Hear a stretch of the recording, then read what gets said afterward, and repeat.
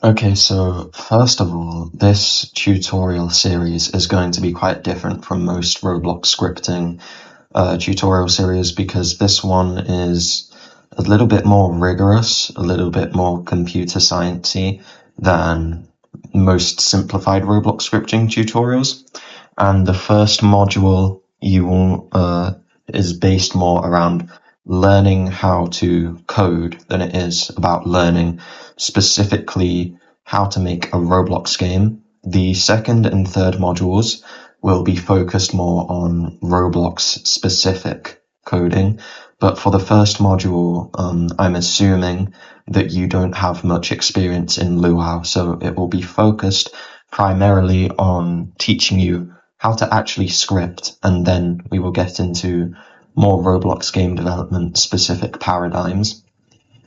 So I'm assuming you already have Roblox Studio installed. If you do not have Roblox Studio installed, please do so. It's very straightforward. I will have a link in the description.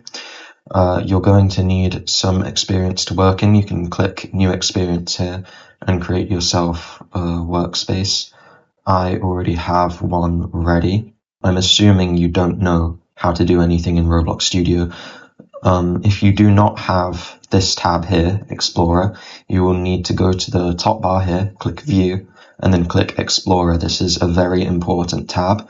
You'll want to open Properties as well for the future, but right now that's not entirely necessary. Once you've done that, and you have Explorer open, you want to right click on Server Script Service, then go to Insert, Insert Object, and search up Script, and click Script, and you have created your first Roblox script. Any script you create by default will have the statement here, print hello world.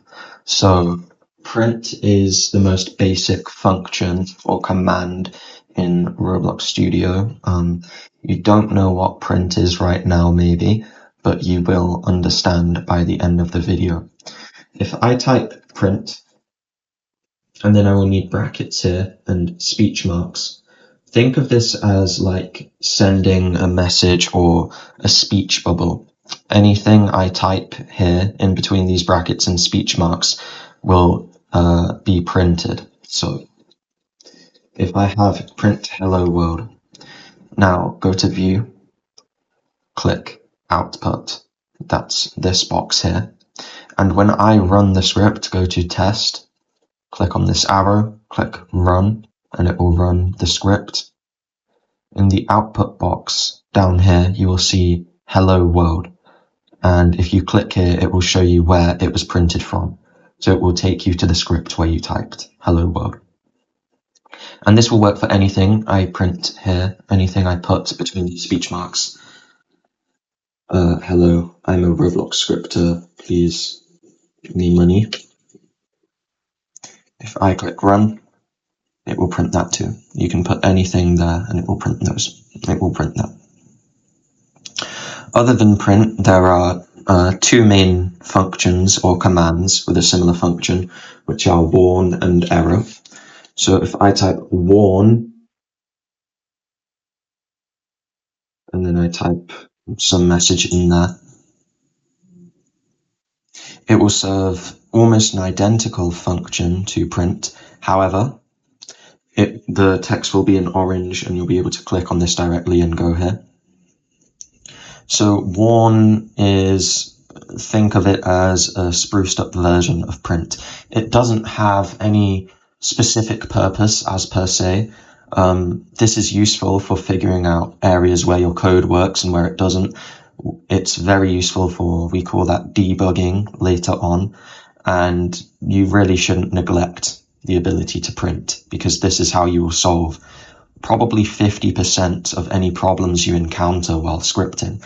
And warn is essentially just a fancier looking version of print.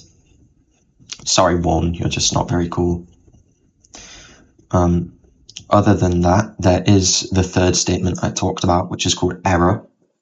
If I type error, some error has occurred. Again, this is written in exactly the same manner. The only difference is I'm typing warn or error instead of print.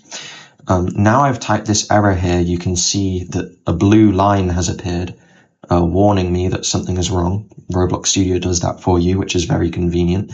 If I hover over this, it will tell me that this code is unreachable because the previous statement always errors. And indeed, this previous statement does always error because it's an error statement. So it's going to error.